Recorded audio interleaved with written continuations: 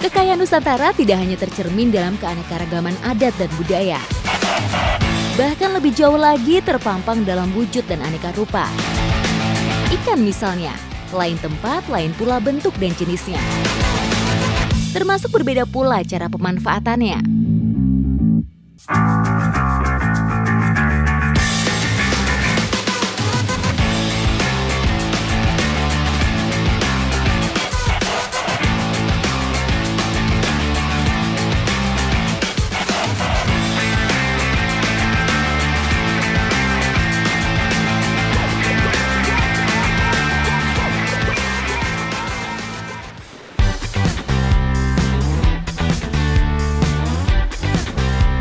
Menelusuri keanekaragaman ikan Nusantara dimulai dari Pulau Bangkurung, Kepulauan Banggai.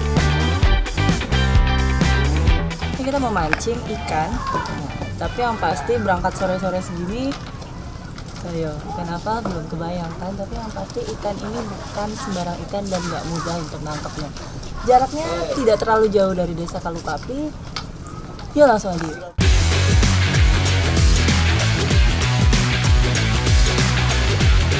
Banyaknya palung laut merupakan karakter khas perairan Sulawesi, sekaligus menjadi tempat hidup ikan-ikan jenis kakap batu, tuna gigi anjing, hingga eskolar. Oke, ini titik lokasi kita mancing eskolar. Nah, jadi memang dia itu terbiasa ada di palung-palung. Nah, palung itu sendiri memang banyak di Sulawesi ya? Iya, Pak. Sebenarnya dulu eskolar itu pertama kali ditemukan di daerah Takabonerate, pokoknya di Sulawesi tapi selatan. Nah, ini sekarang kita ada di Sulawesi Tengah. Ini buat saya hari pertama saya akan bermalam di spot ini. Tapi buat Aco, ini udah malam keberapa, Cok? Malam ketiga. Di luar negeri, daging eskolar yang mengandung banyak zat lilin banyak digunakan untuk bahan obat. Ikan eskolar atau ikan nanas adalah jenis ikan nokturnal, yaitu aktif pada malam hari, sehingga waktu memancing ikan ini paling efektif ketika malam hari. Oke, baik. Nah, ini yang kita siapin, ini bait fish-nya. Jadi ini adalah umpannya eskolar. Bayangin, makanannya aja segede gini, apalagi eskolarnya. Ini jenisnya barakota. Nah, biasanya patokannya gitu, di mana ada barakota, ada eskolar. Penggunaan umpan yang tepat memperbesar kesempatan mendapatkan ikan target buruan. Sebab ikan jenis predator ini lebih memilih mangsa umpan alami dibanding umpan jenis lainnya.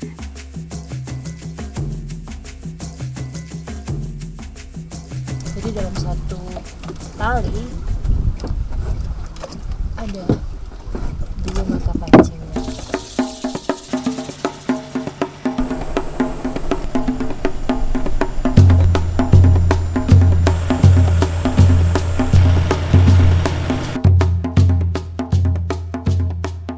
Walah. Oke. Kita pikir tadi eskolar, ternyata yang naik big kerapu. Oke, baik. Mungkin nanti ini sekali lagi turunin baru kita bisa kasih naik eskolarnya. Tapi pernah lihat kerapu segede gini saya tuh baru kali ini. Ini gede banget.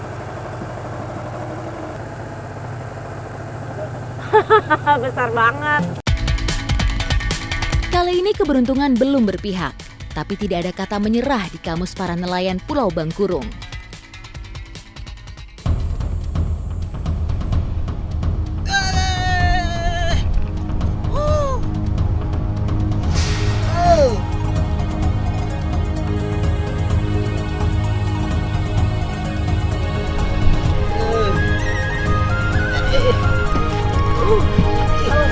Sayapnya sendiri aja bisa makan waktu lama ya, karena memang dia terletak jauh banget di bawah palung laut. Kita kasih dia naik juga bisa susah. Weh!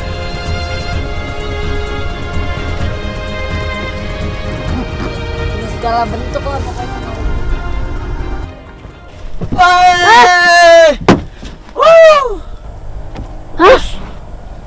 Allah ilaha illallah. Mengikat. Lepas di pengikat. ikatan di cincin tadi, ikatan di kili-kilinya itu lepas di situ. Ah, Nah, ikat di cincin, iya. lepas. Padahal sudah dekat.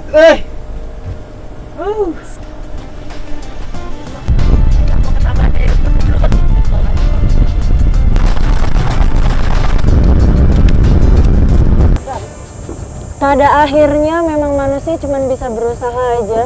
Hasilnya kita pulangkan semuanya memang kayak Maha Kuasa. Jadi ya seperti ini. Kita udah jalani dari awal, sudah di tempatnya, sudah memakai umpan yang benar, sudah memakai cara yang biasa kita lakukan, biasa yang Bang Aco lakukan. Tapi resultnya ya belum rezeki aja. Next time mungkin kalau kembali lagi ke perairan Sulawesi, saya baru bisa lihat Eskolar seperti apa. Belum ya. Nanas di Pulau Bangkurung mempunyai peranan penting pada setiap kuliner khasnya. Salah satunya daing, yang banyak menggunakan nanas sebagai bumbu pada proses masaknya. Ada jenis-jenis ikan tertentu yang tidak bisa kita konsumsi langsung begitu saja. Nah, begitu juga dengan Eskolar ini. Tapi di sini bedanya, selain kita harus mengukur kadar yang kita makan berapa banyak, ada bumbu rahasianya juga. Jadi biar Eskolar itu atau ikan nanas aman dimakan. Nah, ini yang kita cari. Ini pohon nanas. Yang kita cari adalah buah mudanya. Jadi kenapa yang diambil itu yang muda? Karena misalnya yang seperti ini dalamnya masih putih ya? Iya. Masih tawar, belum ada rasanya sama sekali. Kalau yang ini, dia sangat masam. Kasih cabut. Oke. Ini pas ya? Pas. Ini ukuran pas-pas?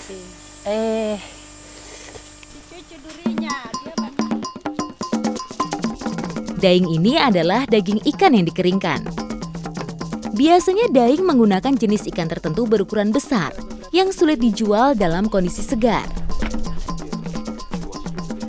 Ada beberapa jenis ikan yang memang enak untuk dijadikan daing. Nah, salah satunya ini ikan nanas. Yang lain-lainnya ini ikan pari. Nah, kalau misalnya seperti ini, dia akan makan waktu kering kalau panas seperti ini sekitar 3 harian.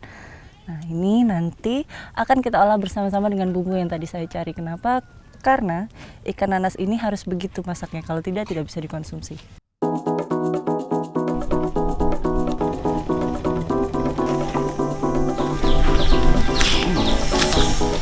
Daing banyak dibuat oleh warga Bangkurung sebagai kreasi ketika hasil laut sedang melimpah. Lokasi yang jauh menyulitkan pengiriman ikan segar ke luar daerah.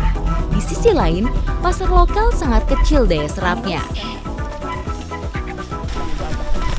Jadi Indonesia itu memang terkenal dengan cita rasa masakannya yang kompleks, banyak bumbu. Nah, ini yang saya bicarain ini, Eskolarnya aja udah kompleks, dimakan begitu saja tidak bisa. Kita pasti mulai, karena itu merupakan obat pencahar kalau dimakan begitu saja. Tapi untuk antisipasinya, lihat nih, bumbunya macam-macam. Selain bumbu rahasia nanasnya tadi, ini kalau misalnya ada kemangi, ada kencur, ada jahe, ada serai.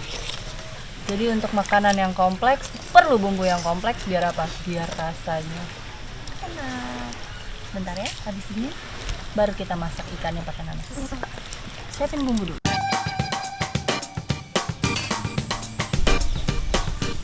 Semua bumbu akan dimasak terlebih dahulu hingga matang.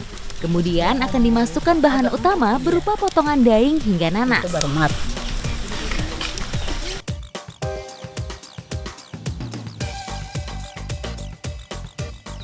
Oh, tapi enak. Boleh. Ibu pedas? Pedas. Monas. Monas. Tadi soalnya lagi cicip-cicip bilangnya Monas. Monas itu apa? Panas, pedas. Oh, tapi buat saya ini masih boleh. Nah, ternyata untuk mengalahkan satu cita rasa yang dominan, itu netralisirnya pakai rasa yang dominan juga. Jadi tadi Eskolar ini dia punya kandungan lilin, lapis luar lilinnya itu sangat kurang bagus lah kalau kita konsumsi begitu saja. Itu tadi bisa bikin mules-mules. Nah, dilawannya pakai apa? Pakai nanas yang kalau dimakan begitu saja asem, tapi begitu dikawinkan, dijoinkan dalam masakan enak. Oke. Wah, enak. Enak. Kaget. Pernah sakit perut nggak habis makan ikan nanas? Nggak pernah. Nggak pernah. Padahal ini asam, tapi tidak ya? Tidak. Enak-enak aja ya? Enak. Udah dari dulu biasa makan juga ya? Iya, karena ini namanya kuah tokoli bahasa Banggai. Kalau di sini tokoli, jadi biasa makan ini dari kecil sampai dewasa.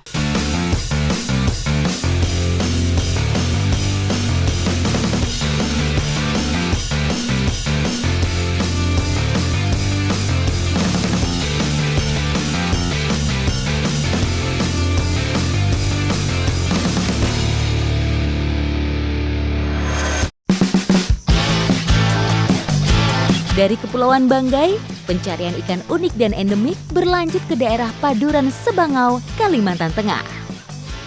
Populasi ikan air tawar di Sebangau begitu melimpah. Tidak heran jika masyarakatnya banyak yang menjadikan ikan tapah sebagai tonggak perekonomian keluarga.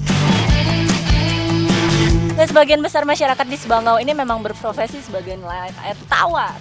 Ini jenis ikan Tapah, ikan tapah. tapah. Nah, sebenarnya tapah itu paling susah untuk masuk perangkap seperti ini. Nah, ini sudah 4 hari ya, Iya. direndam ya, 4 hari. kerambatnya ini. Ini kita dapatnya.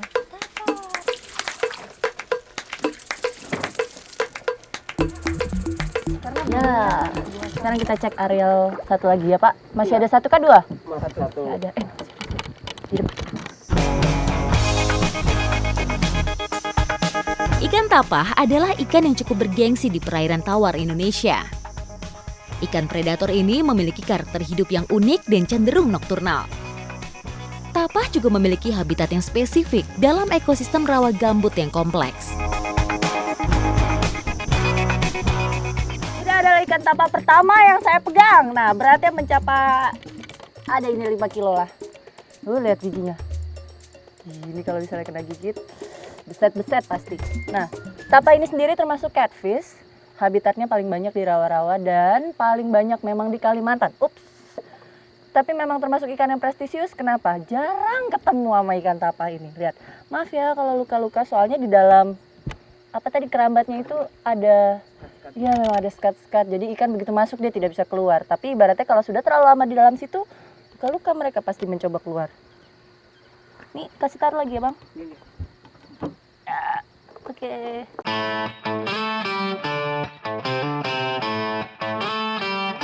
Bagi masyarakat Paduran Sebangau, ikan tapah adalah sumber utama protein.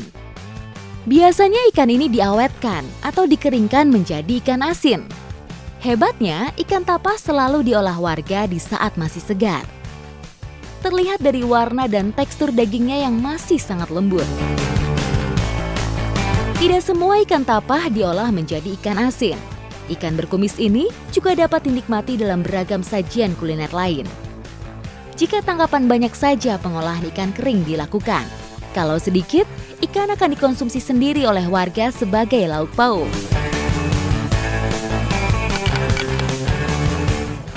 Nah lihat, proses penggaramannya masih tradisional banget tuh. Jadi memang bagian ini nih harus tadi ya, bener-bener ya Bu potongnya ya. Jadi biar garamnya meresap ya. Nah, untuk kelas ikan asin tapah ini memang high quality. Kenapa? Fresh water. Jadi begitu dari tadi tangkap, masih segar, langsung potong, langsung garemin. Nah, jadi seperti ini. Jadi tidak heran harga jualnya. Kenapa? Ya itu, kan ini ikan susah dan terkenal enak. Jadi kalau temu ikan tapah, apalagi yang segede-gede gini, Ibu, ini bolehkah buat saya? Boleh. Boleh.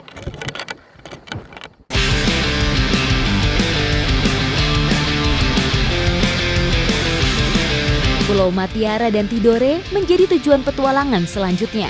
Lanskap indah gugusan pulau dan gunung menyimpan sejuta pesona kekayaan alam.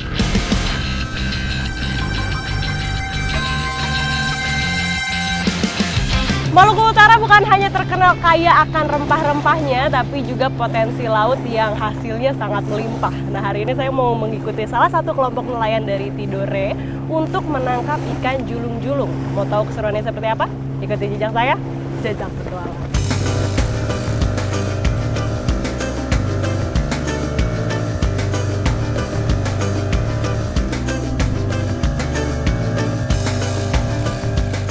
sampai di spotnya. Jadi pertama-tama yang harus dilakukan yaitu kalau misalnya kita mau cari ikan di sini ada tekniknya namanya teknik batih. Itu pakai ini daun kelapa kering, harus ditabur dulu di laut seperti ini supaya ikannya bermain dan nantinya akan kita jaring.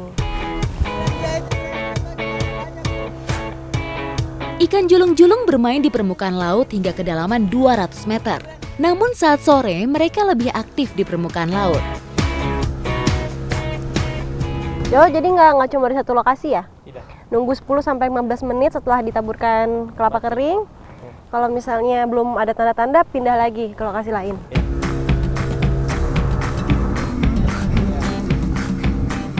Tuh ada di depan saya. Itu ciri-ciri adanya ikan. Jadi dia agak-agak seperti arus, tapi bukan arus laut. Tuh, situ. Memang jam-jam segini tuh adalah jam-jam yang pas untuk kita mencari ikan, karena pada sore hari ikan bermain dan juga berkumpul. Ini yang kita cari sebenarnya, dia schooling sih, ikan yang berkumpul bersama-sama, bermain-main. Kita samperin.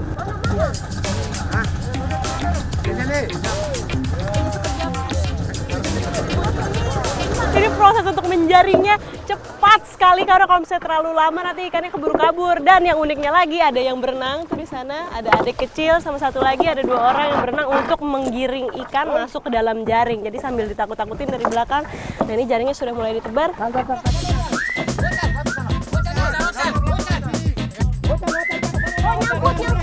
Jaringnya nyangkut itu Om. Ini untuk tarik jaringnya lumayan butuh tenaga, karena panjang jaringnya pun ini sekitar 100 meter lebih dan lebarnya 10 meter. Jadi lumayan panjang dan agak sedikit membutuhkan waktu.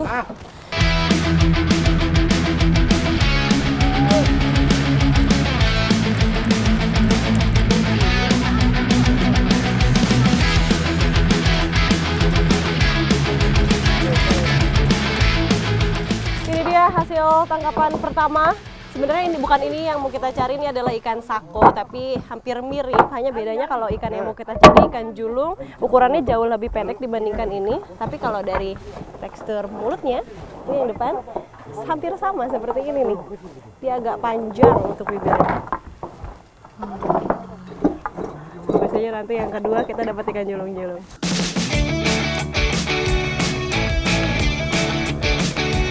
Ikannya sudah mulai kelihatan loncat-loncat dari sana. Ini kita lagi mencoba untuk mendekati lagi supaya ikannya tidak kabur kemana-mana. Jadi kita terus muter, membuat suatu lingkaran supaya dia nggak kemana-mana. Kali ini menggunakan batu sebagai pancingan agar ikan mendekat di titik di mana batu dilempar. Pergerakan berburu harus cepat, sebab waktu sangat berpengaruh terhadap hasil tangkapan. Sayang sekali, ikan target belum juga kami dapat. Ya, yang namanya perburuan, apalagi perburuan hasil laut seperti sekarang, kadang hasilnya memuaskan, kadang juga tidak. Ya mungkin hari ini kita kurang beruntung karena cuacanya juga yang kurang bagus, sudah mulai gerimis. Dan semakin sore, gelombang air laut semakin pasang, semakin tinggi, jadi agak sulit untuk kita mendapatkan ikan. Tapi nggak apa-apa, saya udah mendapatkan ikan sako yang akan kita masak rame-rame di kampung untuk menjadi ikan masak kering. Mau tahu seperti apa? Tetap ikuti jejak saya, Jajang Petualang.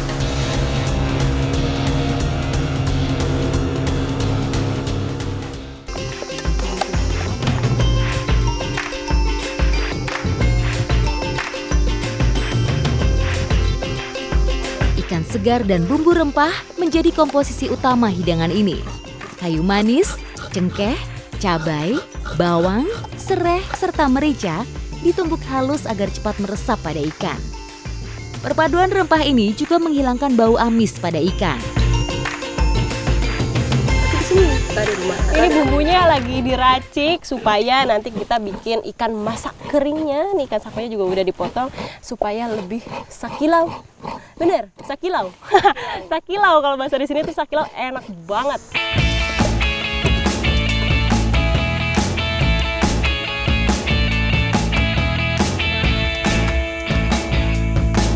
Rasa ikan masak keringnya ini pedas, gurih, agak manis sedikit karena ikannya agak manis ya Bu ya. Dan kalau ditambah sama sambal apa tadi? Rica igo, sambal rica igo. Pedas. Makin enak. Ikan masak kering menjadi salah satu makanan favorit di Tidore karena cara masak sederhana dan rasanya yang nikmat. Orang Indonesia tuh memang luar biasa ya, dari makanan yang kelihatannya cukup sederhana bisa diolah menjadi makanan yang istimewa sekali dan rasanya pun enak. Tetap ikuti jejak saya, Jejak Petualang. Makan lagi, Bu.